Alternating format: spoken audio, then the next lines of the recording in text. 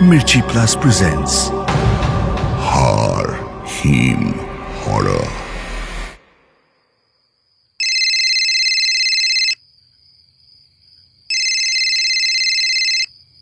অনেকবার ফোন করার পর শেষে ফোন ধরলেন ওসি অভিমন্যু বক্সী।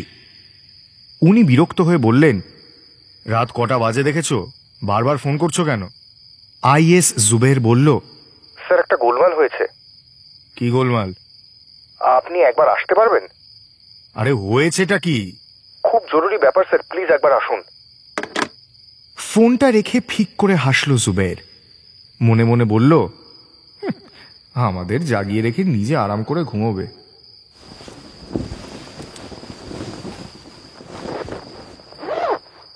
শার্টের ওপর একটা কালো জ্যাকেট চাপিয়ে রওনা দিল অভিমন্যু। চোখে এখনো ঘুম লেগে আছে তার।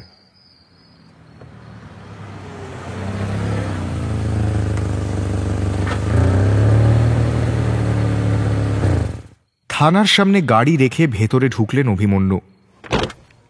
ভেতরে ঢুকতেই জুবের এবং বাকি কনস্টেবলরা স্যালিউট করল। অভিমন্যু ভারী গলায় বলল, জুবের, তোমাকে কাল সকালে আমার কেবিনে দেখতে চাই। আর বলো কি হয়েছে? জুবের মুখ কাঁচুমাচু করে বলল, স্যার, এখান থেকে 2 কিলোমিটার দূরে আরণ্য অ্যাপার্টমেন্ট আছে না, 1.5 ঘন্টা আগে সেখান থেকে একজন ফোন করে জানিয়েছিল তার উল্টো দিকের ফ্ল্যাট থেকে নাকি এক মহিলার চিৎকার শোনা যাচ্ছিল। তখন তিনি বেরিয়ে দেখলেন অ্যাপার্টমেন্টেরই একটা লোক সেই ফ্ল্যাটের সামনে দাঁড়িয়ে অদ্ভুত কিছু একটা করছে। আমরা ঘটনাস্থলে গেলাম, গিয়ে দেখলাম সেই ফ্ল্যাটের সামনে একটা লোক ফ্ল্যাটের দরজায় কান পেতে কি যেন একটা শুনছে।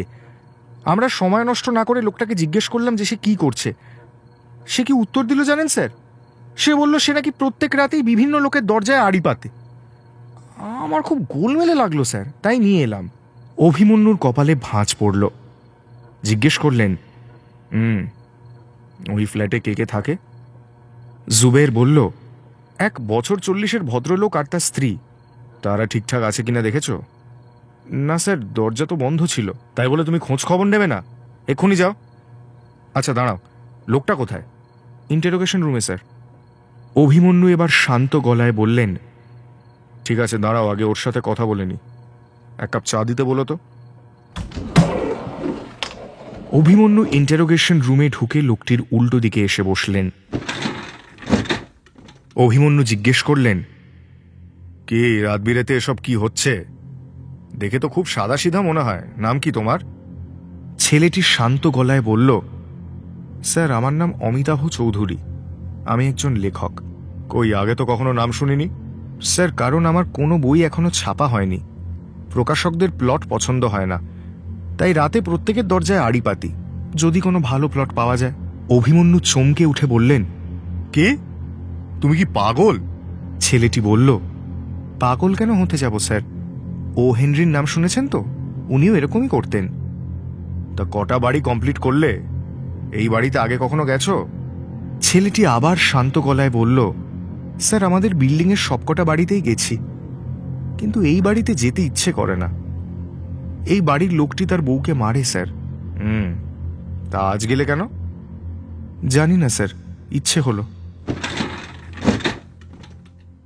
অভিমন্যু উঠে দাঁড়ালেন। তারপর জুবেরের দিকে তাকিয়ে বললেন, ইনোসেন্ট, তুমি এখন যাও, ওই বাড়ির লোকেদের স্টেটমেন্ট নিয়ে এসো। জুবের বলল, স্যার, কিভাবে নেব বলুন তো? মাতালের মতো ঘুমোয়, কিন্তু ভদ্রলোকের ফোন নাম্বার পেয়েছি, একবার ফোন করে দেখছি।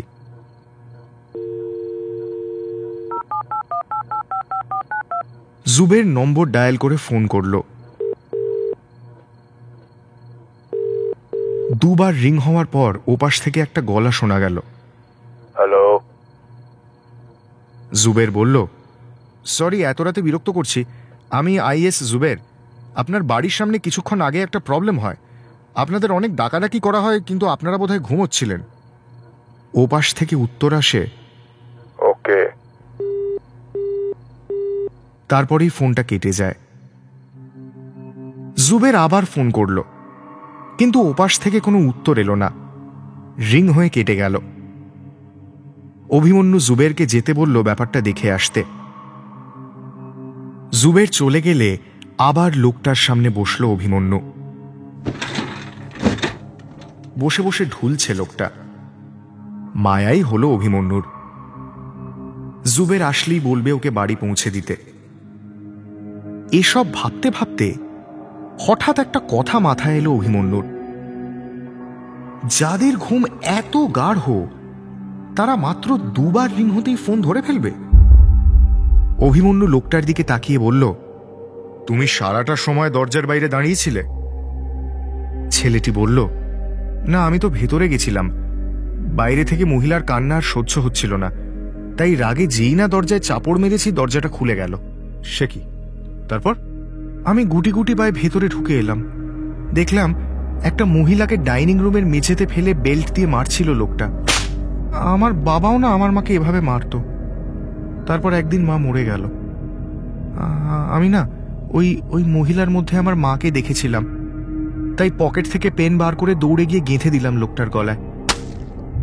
ফিনকি দিয়ে রক্ত বেরিয়ে আসে। সঙ্গে সঙ্গেই মরে গেল লোকটা। ভেবেছিলাম ওই মহিলা আমাকে ধন্যবাদ দেবে, তা না করে আমাকে ভয় পেতে লাগলো। পুলিশকে ফোন করতে গেল। আমি আটকানোর জন্য ওর গলা টিপে ধরলাম।